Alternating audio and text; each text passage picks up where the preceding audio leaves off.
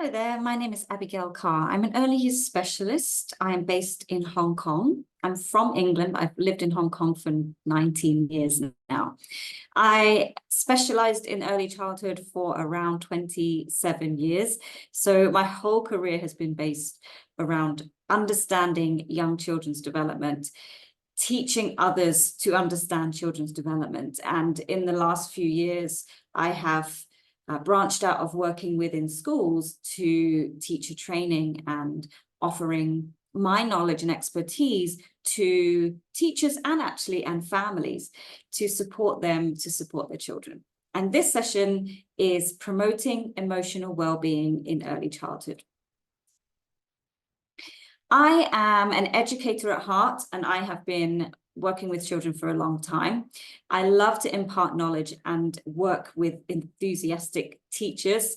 I do lecturing and workshop style training for teachers. And I also am a personal social emotional coach for young children and their caregivers. So I work in my playrooms with young children and their families to help with communication, with behavior support, with understanding how children learn and how children play. And I recently wrote a book, Scaredy Finds His Courage, which is a very big focus around personal, social, emotional development for children's connection with themselves, connection with nature, and also understanding of friendships and helping other people and becoming brave or trying new things as well.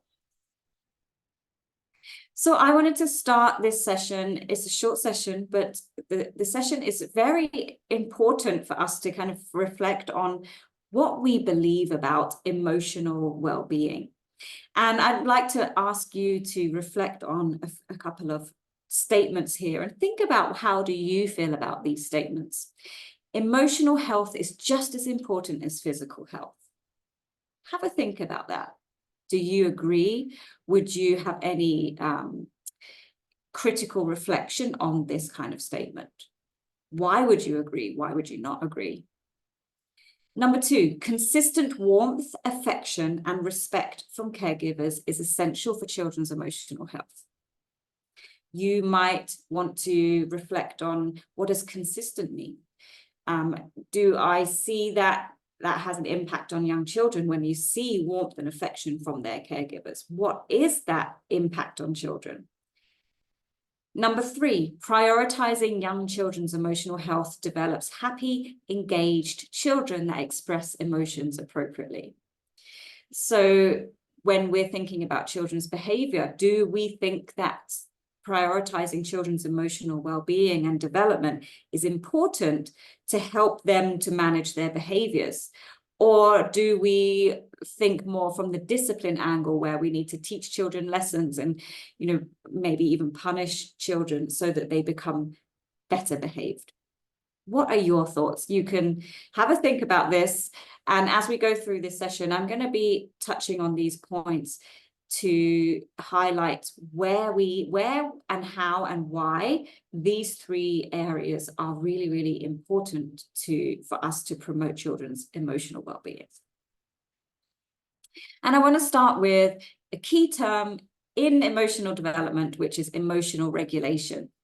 And we can see from the picture, this is an embraced hug between father and child, and the connection that's happening there is physical, obviously, but also there is an emotional connection happening there as the child is having feelings about something, or wanting to communicate a need, or wants to have the caregivers, the parents, attention or support through maybe they are cold, hungry, need their diaper changed, maybe they are bored, all of those big feelings that can come up for infants. And the regulation of these emotions comes directly from the adults around the children. So I'm starting with emotional regulation here, but I would like to move through understanding what might happen on the other side. So dysregulation, I've chosen some photos here that can illustrate dysregulation quite straightforwardly. when children find it hard to manage their emotions, and maybe they become very big, maybe they become tantrums, maybe they become, physical, and children throw things or hit people or hurt themselves even. Now, dysregulation is quite an extreme form of children unable to regulate their emotions, but most children experience tantrums. All children at some point will experience some form of tantrum, some form of big emotions, because they're learning about how to manage them. And it's important to see that dysregulation is not bad behavior. And I think sometimes when we see children throwing things or hitting people or becoming, really feeling like they're out of control, sometimes our response can be to, we obviously want to keep them safe, but also we want to stop that behavior. And if they are safe and we can see they're safe, sometimes our responses as adults become, no, don't do that. You shouldn't be behaving this way. You need to, change the way you're behaving, or we're going to leave this place now. And for example, I was in the park the other day, and there was a child that didn't want to leave the park, and the parent was asking the child to leave a few times, and then the child started having a bit of a dysregulated state where they didn't want to leave, and they were saying, no, I don't want to, and they were running the other direction and stamping their feet and crying. And the parent tried a couple of things, and then the parent said, fine, I'm going to leave you here then. And what happens in those moments when a child is dysregulated, but the adult is also becoming dysregulated, which is common, and it's normal as well, we're all human beings. What happens is it can escalate the child's emotions, which can escalate their feelings of unease around what's happening for them. And if that particular example of leaving the park and leaving the child there is a big one, that can instill a fear in a child, can instill an understanding that their needs are, if they want to get their needs met, which obviously the need is that they really need to play in the playground more at the park, but then it's unsafe to do that. So they are, over time in these experiences, putting into their heart and mind that their big emotions and any of their emotions are not supported, or they can have negative impacts on other people. So we need to suppress them, or we need to show them in a different way, or we need to make sure my mum doesn't see them. And that can lead to all sorts of challenges with relationships with children as they grow older, with the parent, but also their own relationships with other people, because they are unsure of how to express themselves. And dysregulation is common, and it also needs support. Now, I will caveat that, and there's a whole other topic, but getting the support that we need as adults so we can actually help children when they need it, rather than become dysregulated ourselves. What children need to have a very, very secure emotional base is co-regulation. Now, when babies are very small, newborns, we as adults, we are very keen to respond to their needs, because they can't do anything for themselves at all. They can't even stand up. They can't, reach for things and get things for themselves. As children get older, they still need that. So those responses we give to infants is a form of co-regulation. It's regulating their behavior, regulating their emotions, so that their behavior, they can behave in a different way. So they feel more comfortable. They don't feel cold anymore. They don't feel hot anymore. They don't feel hungry anymore. They don't feel bored anymore. And we are there to co-regulate. Children all the way through to adulthood need some form of co-regulation. That is the calm nervous system of the adult to regulate the child's nervous system that may not be quite as calm. Hence the need for us to be able to manage our own emotions as well. When children experience co-regulation often, we see that they start to learn to self-regulate. They start to be able to manage their own emotions, when they start to learn, okay, this is how I can do it.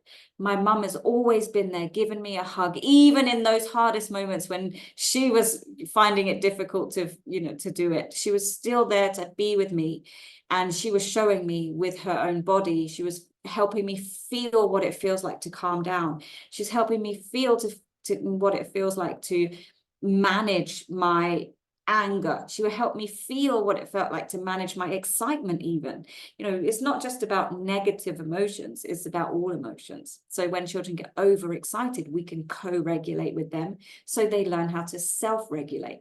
All of these pictures here are children that are self-regulating, children sharing or playing next to each other, remembering that sharing is not always developmentally appropriate for very young children, but they start to learn it and they can negotiate without snatching and arguing. Or the little girl that's putting her head on her knees, that's a form of regulation, just taking a moment to take a breath.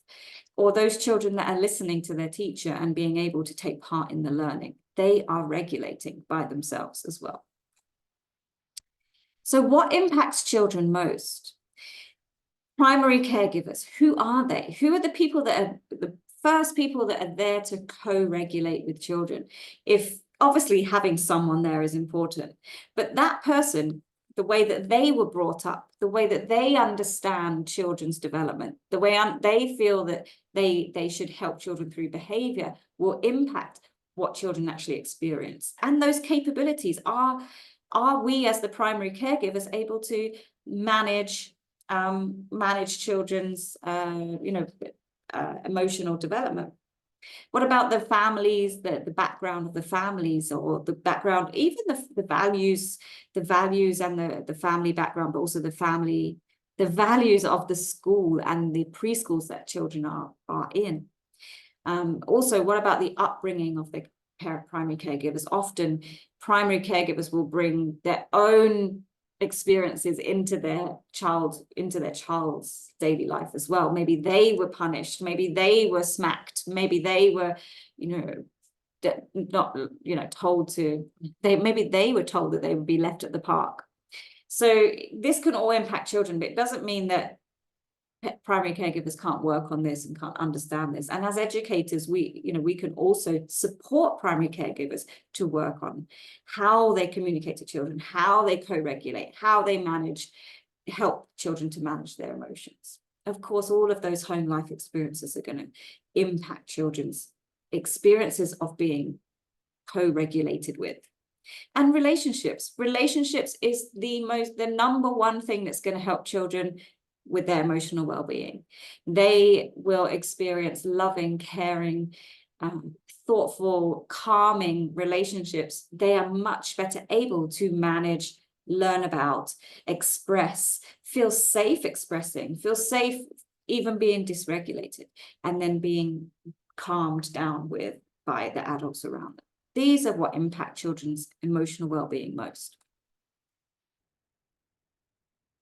I wanted to leave you with something that I feel is very, very important for the adults, all adults that are raising or teaching children, and that is to form a culture of talking about feelings. And there are lots of books that we often read children in classrooms and at home and before bedtime, and they are brilliant. Keep doing that. I want to encourage teachers and parents to talk about our feelings from the inside out. What do they feel like? What do we experience when we feel them? And children respond to a lot of this kind of imaginative expression, but we can help them to tap into their body, tap into what they're feeling and how they're feeling. And I've worked with families that have found this a bit challenging because they've never done it themselves before. In schools, we often talk about feelings, but I would say that if there's any challenges around this, if you want to share this with parents as an educator, or if you are a parent, start with those great feelings that you love and that you want to feel more of, like happiness and excitement, and start there, because starting with more negative feelings can be a bit challenging. But you could, for example, this poster is a really great thing to do when we're feeling happy, let's say. So I might say, my happiness feels like it's yellow. And then where do you feel it? I feel my happiness all in my heart. It's like warm and fuzzy in my heart. How big is your feeling? My happiness is really big right now. It's really big, like big as a mountain. It might be as small as a button. It might be middle-sized like a chair. If I touched my happiness, if I touched my feeling of happiness, it would be a wavy, soft line that I could touch and move, and that's how it would feel. And what else might I say about my happiness? I might say, I really like that feeling of warm and fuzzy in my body. Then you can move on to emotions like frustration. What color is it when you feel frustrated? And you might do this outside of the actual experience of being frustrated and start talking about it. And then you can bring it into the moments when children feel frustrated or angry or sad, and do it yourself. Make it a normal, but you don't even need to use the poster. You can just express it as you're going about your day. Now I feel happy. Now I'm feeling a bit hungry, could be one of them. I'm feeling that in my tummy. That's another form of understanding how feelings feel in our body. Or it could be, I'm feeling a bit anxious about, letting you all go off for the summer holidays. I'm going to miss you. I'm feeling a bit sad. That sadness feeling is a little bit blue, and I can feel it in my tummy. It feels bubbly in my tummy, and it's a middle size like a chair. And if I touched it, it would probably go blub, blub, blub, for example. So I just encourage you to share more about your feelings, talk more with children so that you and them are thinking about emotions and managing them together and working on that co-regulation to support children with their self-regulation. Thank you very much. I'm Abigail Carr, I'm an early years specialist, and this has been a lovely short presentation about emotional well-being in early childhood.